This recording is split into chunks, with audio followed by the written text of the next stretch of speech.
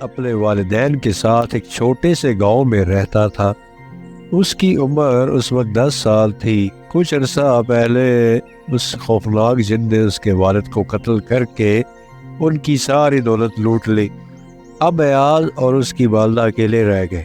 ایاز کی والدہ چھوٹے موٹے کام کرتی اور وہاں سے جو کچھ ملتا ماں بیٹا اس میں اپنا گزارا کر لیتے تھے۔ پھر ایسا ہوا کہ ایاز کی امی کی طبیعت خراب رہنے لگی۔ اب وہ زیادہ کام نہیں کر سکتی تھی۔ آخر ایک وقت ایسا آیا کہ دونوں کو ٹھیک طرح کھانا بھی میسر نہیں تھا۔ ایک دن ایاز کی امی نے اس سے کہا، بیٹا تم اپنی گائے شہر لے جا کر بیچ آؤ تاکہ اس کی فروخت سے حاصل ہونے والی رقم سے ہم کچھ دن اپنا گزارا کر سکیں۔ ایاز نے سعادت مندی سے جی اچھا امی جان کہتے ہوئے گائے کی رسی کھولی اور شہر کی جانب چل دیا۔ اب اس نے آدھا راستہ ہی طے کیا تھا کہ اس کو ایک شخص نے آواز دے کر روکا اور پوچھنے لگا، تم اتنی اچھی گائے لے کر کہاں جا رہے ہو؟ ایاز نے کہا، میں فروخت کرنے قریبی شہر لے جا رہا ہوں۔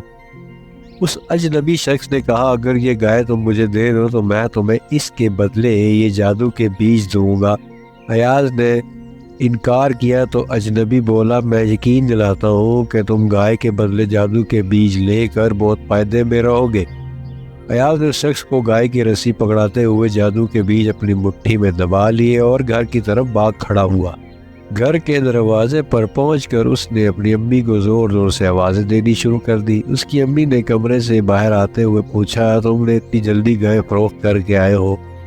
ایاز نے بتایا کہ اس نے جادو کے بیج کے بدلے گائے دے دی ہے۔ یہ سن کر اس کی امی کو بہت غصہ ہوا اور انہوں نے جادو کے بیج پھینک دیے۔ ایاز روتا ہوا اپنے کمرے میں چلا گیا اور کچھ دیر یوں ہی روتے روتے سو گیا۔ ایاز جب سو کر اٹھا تو اسے بہت بھوک لگی ہوئی تھی۔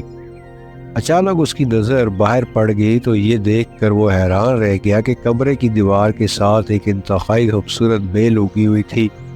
بیل اتنی اونچی تھی کہ اس کا اوپر والا حصہ آسمان کے اندر جاتا محسوس ہوتا تھا۔ ایاز اس خوشی سے چلاتے ہوئے بیل کے اوپر چڑھنے لگا اور اس کی امی نے اسے روکنے کی بہت کوشش کی، لیکن اس نے ایک نہ سنی اور بیل کے اوپر مسلسل چڑھتا چلا گیا۔ کافی دیر کے بعد اسے محسوس ہوا کہ آگے ایک دروازہ ہے۔ ایاز دروازے سے اندر داخل ہو گیا۔ اچانک ایک بہت بڑے ہاتھ نے ایاز کو اٹھا لیا اور گرجدار آواز، لڑکے تم کون ہو؟ یہاں کیا کرنے آئے ہو؟ آواز سن کر ایاز ڈر گیا اور خوفزدہ انداز میں کہنے لگا، میرا نام ایاز ہے، میں بہت تھک گیا ہوں اور مجھے بھوک بھی لگی ہے، کیا تم مجھے کچھ کھانے کے لیے دے سکتی ہو؟ وہ بہت بڑا ہاتھ دراصل ایک جن کی بیوی کا تھا۔ جن کی بیوی بولی، خبردار، آہستہ بولو، میرا خاوند انسانوں کو پسند نہیں کرتا، انہیں دیکھتے ہی کھا جاتا ہے۔ یہ کہہ کر اس نے ایاز کو ڈبل روٹی اور جام کھانے کو دیا۔ وہ بھی کھا کر فارغ ہوا تھا کہ جن کی بیوی بولی، جلدی سے اس الماری کے اندر چھپ جاؤ، میرا خاوند آ رہا ہے۔ ایاز بھاگ کر الماری کے اندر گھس گیا۔ جن نے کمرے میں داخل ہوتے ہی زوردار آواز میں کہا، مجھے انسان کی بو آ رہی ہے، جلدی بلاؤ، کدھر ہے وہ؟ میں اس کو کھا جاؤں گا، مجھے بہت بھوک لگی ہے۔ جن کی بیوی بولی، سرتاج آپ کو کبھی کبھی وہم ہونے لگتا ہے، ہمارے گھر میں کوئی انسان کیسے آ سکتا ہے؟ اور ہاں، کھانا تیار ہے، میں نے میز پر لگا دیا ہے، آپ سکون سے کھانا کھائیں۔ کھانا کھا کر جن نے کہا، بیگم ذرا لے کر آؤ، میں اسے دیکھتا ہوں تو مجھے بہت خوشی ہوتی ہے، میں سونے سے پہلے اپنا خزانہ دیکھنا چاہتا ہوں۔ جن کی بیوی خزانہ لے کر آئی تو ایاز نے الماری کے اندر سے جھانک کر دیکھا اور حیران رہ گیا، کیونکہ یہ خزانہ اس ڈھیر میں سونے چاندی کے سکے بھی تھے جو جن نے ان کے گھر سے لوٹے تھے۔ کچھ ہی دیر کے بعد جن گہری نیند سو گیا تو ایاز نے سوچا، موقع اچھا ہے، اب الماری سے نکلنا چاہیے۔ یہ سوچ کر وہ الماری سے نکلا اور تیزی سے اس میز کی طرف گیا جس پر دولت کا ڈھیر لگا ہوا تھا۔ ایاز نے جلدی جلدی ساری دولت تھیلے میں بھری اور بھاگ کھڑا ہوا۔ اچانک اس کا پاؤں راستے میں پڑی کسی چیز سے ٹکرا گیا۔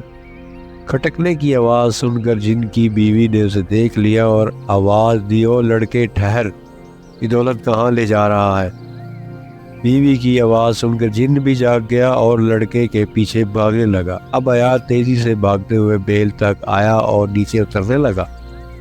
جن متواتر اس کا پیچھا کر رہا تھا، لیکن بھاری جسم کی وجہ سے اسے نیچے آنے میں دشواری پیش آ رہی تھی اور وہ ایاز سے کافی پیچھے رہ گیا تھا۔ گھر کے قریب پہنچ کر ایاز نے اپنی امی کو آواز دی، امی جان جلدی سے کلہاڑا لے کر آئیں۔ ایاز جب زمین پر پہنچا تو جن کافی اوپر تھا۔ اس نے جلدی سے کلہاڑا لے کر بیل کاٹ دیا۔ جن زوردار آواز کے ساتھ منہ کے بل زمین پر گرا اور مر گیا، اور ایاز اور اس کی امی کو ان کی دولت واپس مل گئی۔ اب وہ دونوں ہنسی خوشی زندگی گزارتے ہیں۔